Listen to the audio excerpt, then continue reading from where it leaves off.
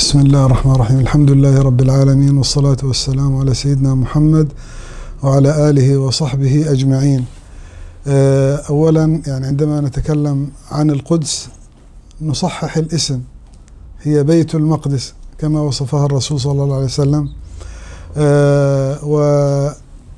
لأنه أشمل من المسجد الأقصى لوحده. بيت المقدس تشمل القدس كلها، وهي الأرض المباركة والأرض المقدسة، وأهميتها مهمة جدا بالنسبة للمسلمين واليهود والمسيحيين لارتباطات تاريخية بالنسبة للمسيحيين، واليهود الأمور المزعومة التي يزعموها من الهيكل وحائط المبكى وغيره والذي هو حائط البراق.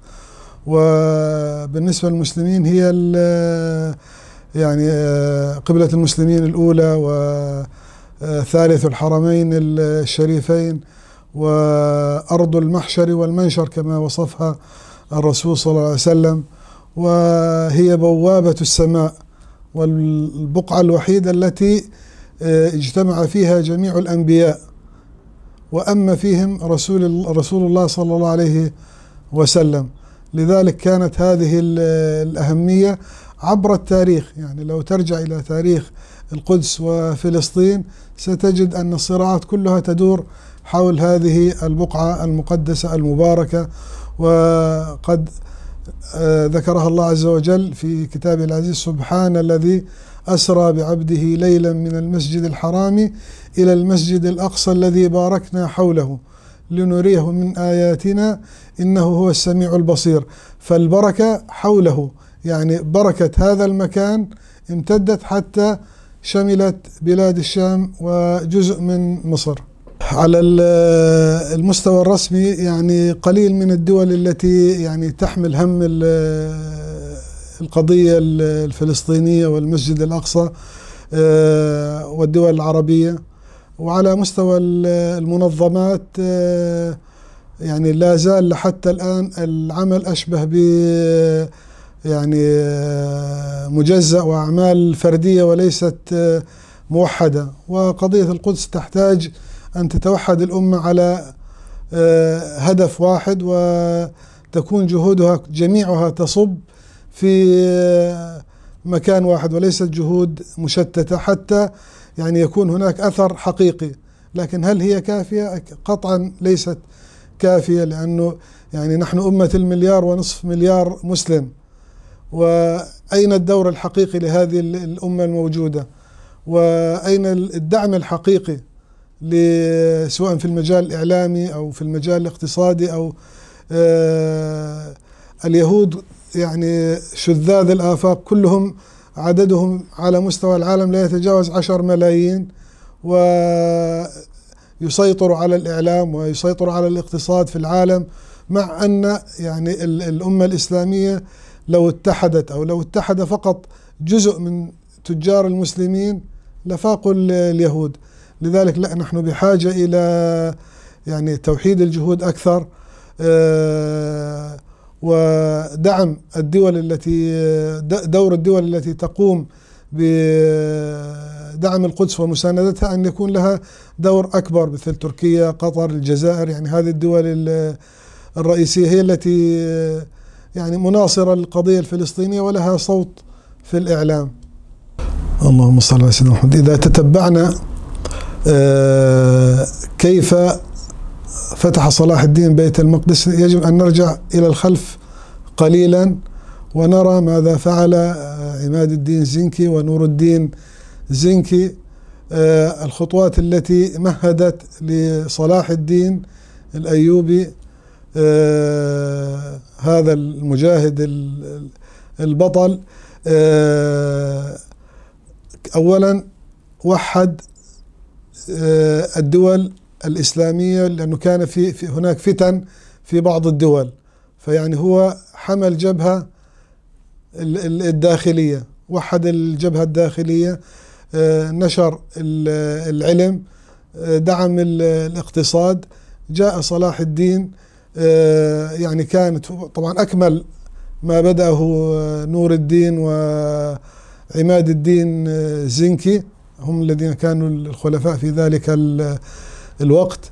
وصلاح الدين أكمل وأعد البنية العسكرية وحرص على البعد الإسلامي لهذه الأمة، حتى أنه يعني في ليلة المعركة وهو يتفقد الجيش وجد أحد الخيام نائمين، والأصل أنه هذا شيء طبيعي، يعني كون غدا معركة فأن يرتاح. فقال من هنا تأتي الهزيمة، لأنه يعني ما في قيام ليل، ما في دعاء للنصر. وحتى جاءت المعركة الحاسمة وهي معركة حطين، وكان فيها النصر على الصليبيين، وبقيت يعني هذه سنوات إلى يعني تقريبا العهد العثماني. الآن هل ممكن أن تتحرر القدس مرة أخرى؟ طبعا هذا وعد الله عز وجل، مصداقا لقوله تعالى: فإذا جاء وعد الآخرة جئنا بكم لفيفا ليسوءوا وجوهكم وليدخلوا المسجد كما دخلوه أول مرة وليتبروا ما علوا تتبيرا. نعم، تعود فلسطين إلى حاضنة الأمة الإسلامية، لكن يعني الله عز وجل يقول: إن تنصروا الله ينصركم. فالأمر سهل وواضح. نحتاج إلى عودة إلى هذا الدين، نحتاج إلى أن تتحد الأمة على قضية واحدة هي قضية فلسطين، وهم رأس الفساد وأصل الفساد في الأمة اليهود. اللهم صل على سيدنا محمد. يعني لا شك يعني نحن نعتبر تركيا هي الحائط المتين والذراع القوي للأمة الآن. ويعني تصريحات الرئيس أردوغان أحيانا ينفرد هو في تصريحات خاصة بفلسطين والمسجد الأقصى عندما يحصل هناك أي انتهاك من طرف اليهود. في المقابل يعني أن هناك مقابلات مع اليهود أو محاولة التطبيع، نحن نرى يعني ما تتعرض له تركيا من حرب شرسة، سواء اقتصادية أو إعلامية أو إثارة فتن داخلية.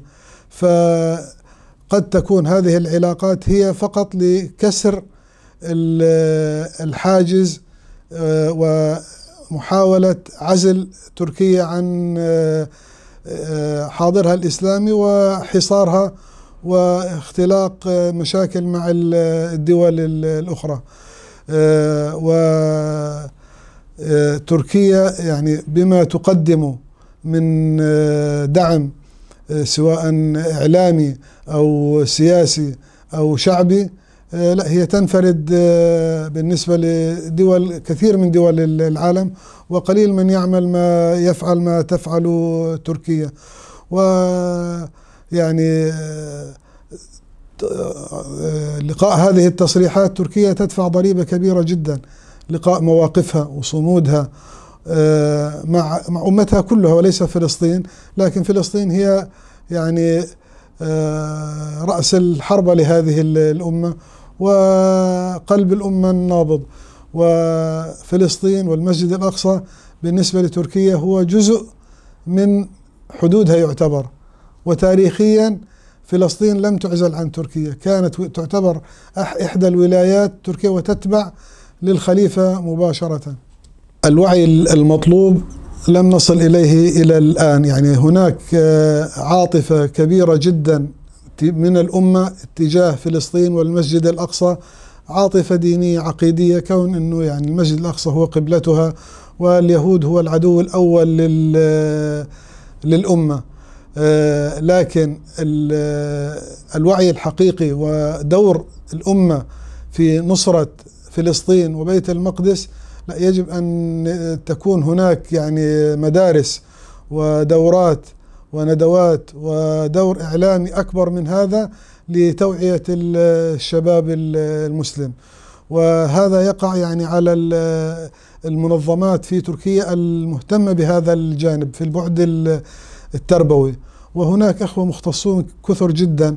وطبعا هذا الأمر يحتاج أيضا دعم من الناس رجال الأعمال لإقامة هذه المراكز، الناس المستعدة لتوعية الناس في هذا الموضوع، لكن تحتاج إلى أماكن لتنطلق منها. وتركيا مفتوحة في هذا الأمر، يعني للأمة تعالوا، يعني خذوا دوركم التربوي الإعلامي لنهضة هذه الأمة.